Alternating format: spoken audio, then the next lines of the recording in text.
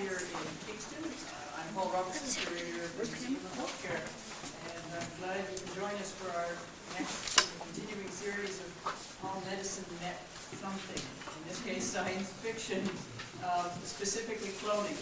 And as you can see, I dressed for the occasion. The shirt was cloned for the occasion.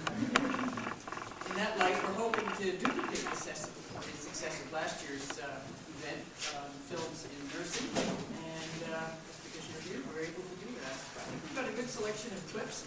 No full films, unfortunately, just clips, but with expert commentary, led by your navigators tonight, Dr.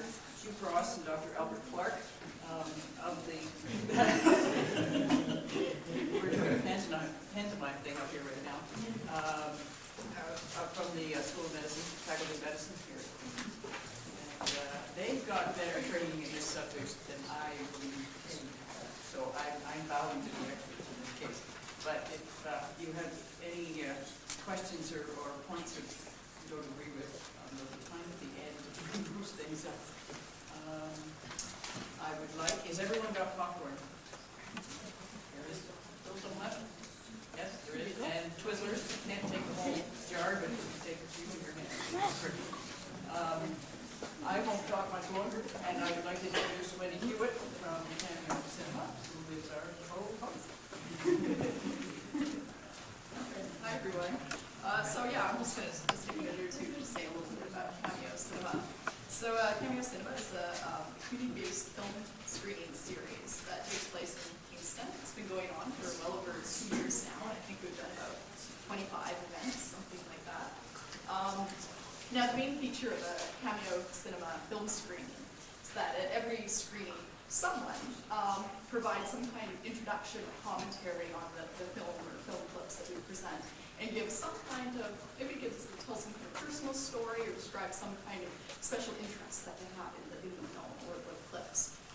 So past films that we've screened include King Kong, Logan's Run, The Third Man, or some films, Adventures in Babysitting, more of some of you, and also a full program of Russian cartoons. So it's pretty eclectic. There's no limits on genre or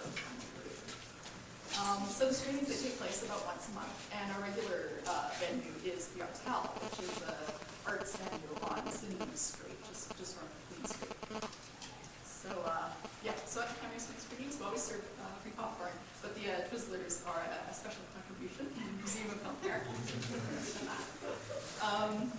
I guess 2 upcoming screenings I just wanted to mention will be taking place at some point in April and May. Don't have any dates confirmed yet. We're doing a tribute to bad films and the cult devotion that they inspire. So that will be, I think, a little last there. And also Tristan Shandy, recent film-based one. So if you want to find out more about Cameo Cinema, just Google Cameo Cinema Kingston, and you'll find our website. And if you're on Facebook, you can join the Cameo Cinema Facebook group just to get event invitations.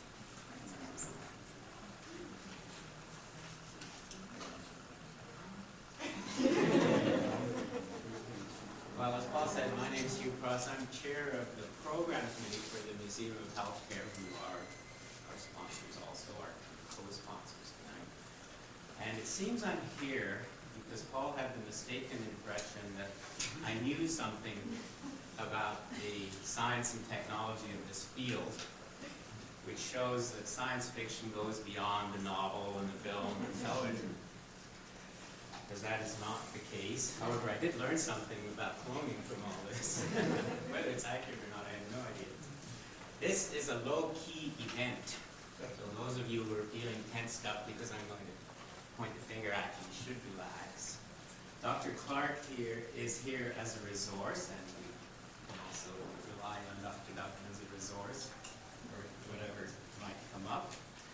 And he is a resource, but primarily because he's chair of the Ethics Review Board for the University Hospital. But it would be unethical if we relied on him too heavily. But I've told him he was brought here with the reassurance that this was fun, low-key, and we're going to enjoy ourselves. which means that you can say anything you want, ask any question you want. You're talking to each other, by the way, so if you do say something, make sure everyone can hear what you're saying. And if you say something silly or which you regret later, well, just claim that that was your clone, you weren't thinking. So, as you'll no doubt discover shortly, I really am not too clear what I'm supposed to do. But the part of the game plan, or the game plan, is that clips are going to be shown, and as you know from the title, they all relate to cloning in some way, and the problems that might arise from cloning. And the clips are grouped. And if you want, if you have your little yellow page, and you happen to have a pencil, whether you do or not, first we're going to just look at one, the boys from Brazil, and then Multiplicity and Moon are going to be done together.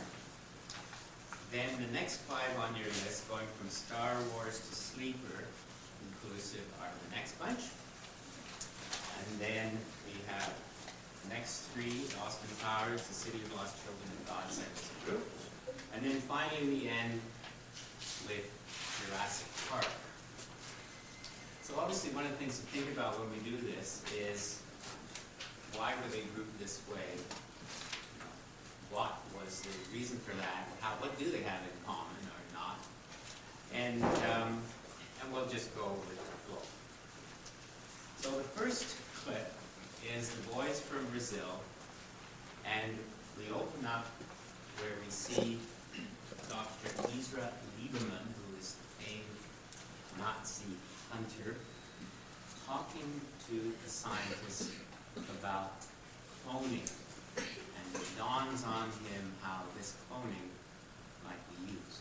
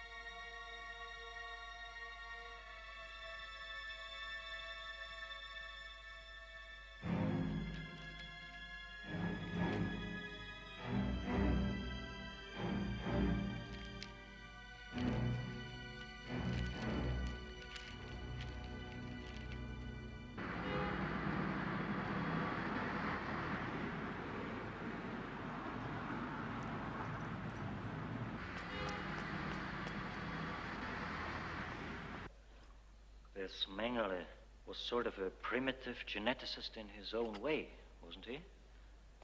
I understand that he experimented on human beings. Twins. Then he was nothing more than a sadist, really. A sadist with an ND and a PhD?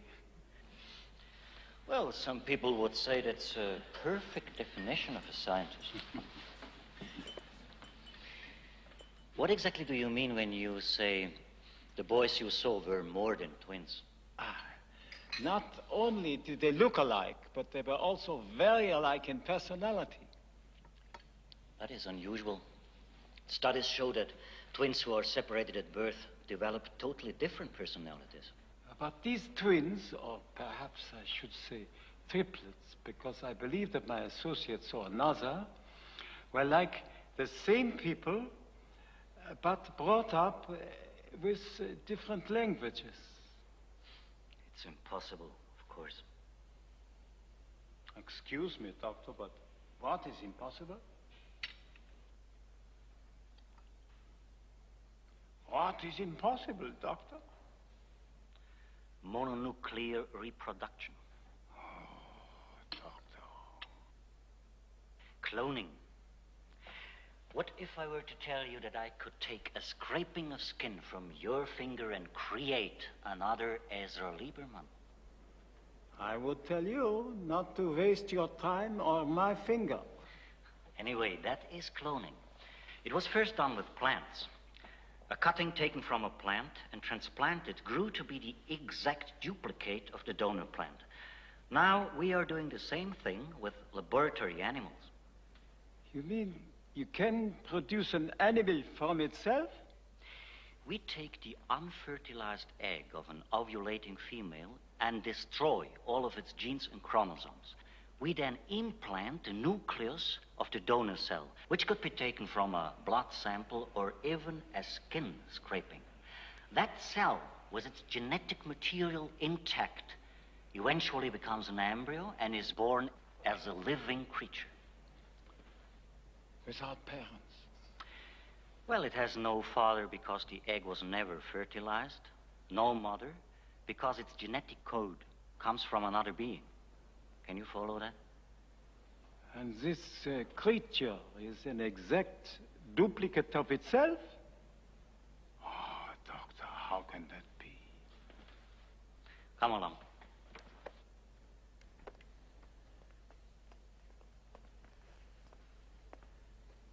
Our experiments began with the simplest of animals, shrimps and frogs.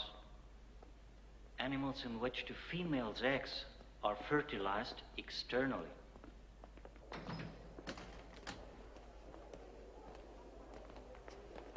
Then we moved on to mammals. We tried several laboratory animals and found the rabbit most convenient. I had to develop instruments which could accomplish the operation,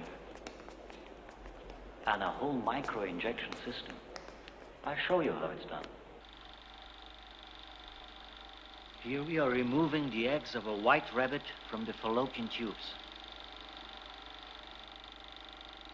Now, you see the egg under a microscope. I've brought the point of an ordinary sewing needle into view to give an idea of size. They are that small?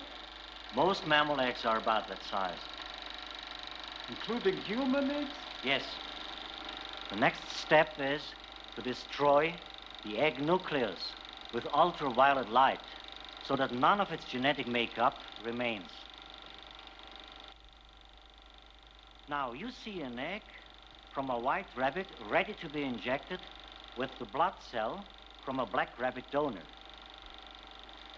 With the injection pipette, one of the blood cells is sucked up and then injected into the egg.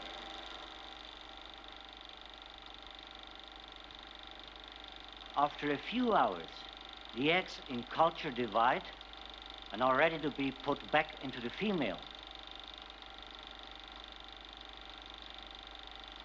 There they grow into embryos, which in a month's time, the normal gestation period, they will become baby rabbits.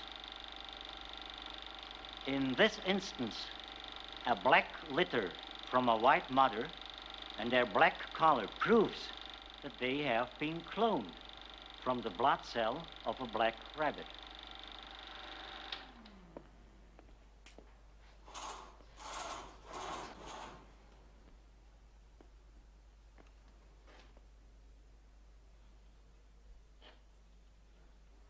But isn't it difficult to get the egg back into the female? Transferring the eggs isn't a problem. We do that all the time with laboratory animals. The really tricky part is the microsurgery. Getting the donor cell into the egg. You're lucky. 1 in 10 survives.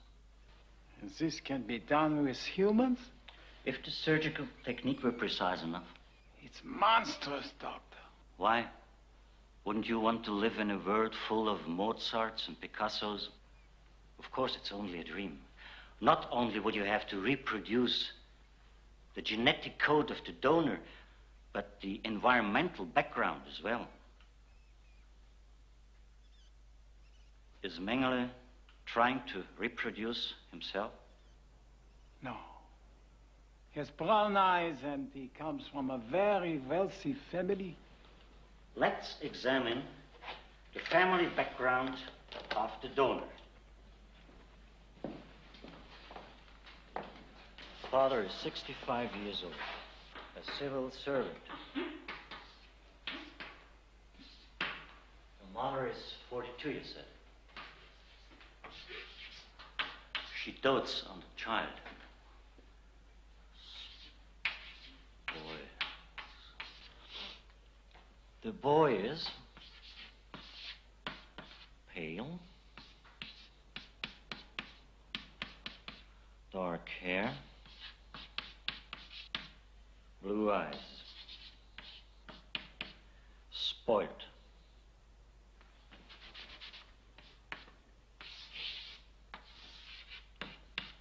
Right? Now, Mengele would certainly know every social and environmental detail would have to be reproduced.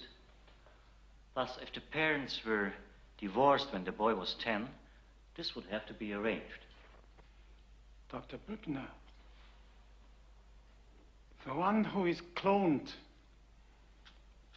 the donor, he has to be alive, doesn't he? Not necessarily. Individual cells taken from a donor can be preserved indefinitely. With a sample of Mozart's blood and a woman, someone with the skill and the equipment could breed a few hundred baby Mozarts.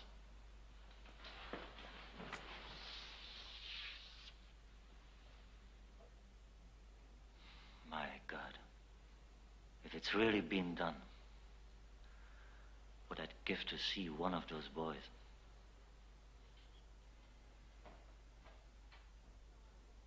Herr Liebermann!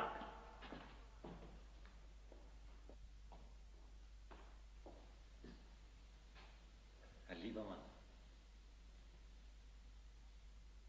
Not Mozart, doctor. Not Picasso. Not a genius who would enrich the world, but a lonely little boy with a domineering father, a customs officer who was 52 when he was born, and an affectionate, doting mother who was 29. The father died at 65 when the boy was nearly 14.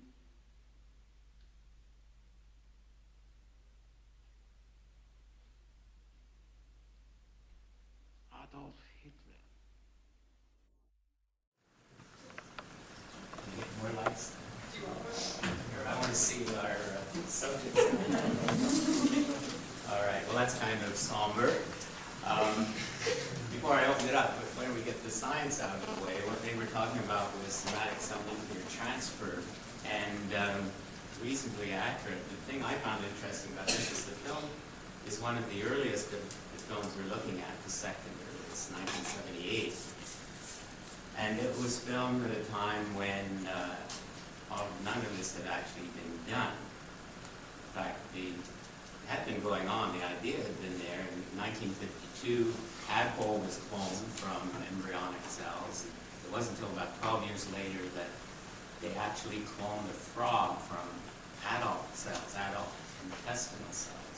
And the first mammal wasn't cloned, that was from embryonic cells, until the 80s, and I think you all remember the sensational announcement of Dolly, the sheep, which was the first mammal to be cloned from adult cells using this technique. Now, a couple other sort of minor points about all this. He was quite right when he said it's not a very high yield to doing this. He said 1 in 10. Well, they tried about 300 times before they managed to produce Dolly. And one of the things we'll learn this evening is that you might want Mozarts and Picassos, but you don't necessarily get what you want. And one of the other problems with the technique is that you don't transfer all the DNA in this way. There is mitochondrial DNA, and even the DNA, the genome that you do transfer, about 4% of it is abnormal. And tonight we'll be hearing about abnormal results of sometimes benign intent, but most often not. So, having dealt with the science, I have now exhausted my... and I can throw it open. There will be lots of other opportunities for comment. If you're still a little reticent, I won't finger anybody at the moment. And we'll go on to the next